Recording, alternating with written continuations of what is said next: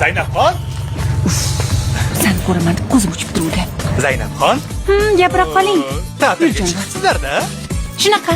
Men ham yaqinda qishlog'imizga bosh buxgalter bo'lib kelyapman. Tabriklayman. Ajab sizda. Ehtimol dadingiz ham qarab turmagandirlar bosh buxgalter bo'lishingizga.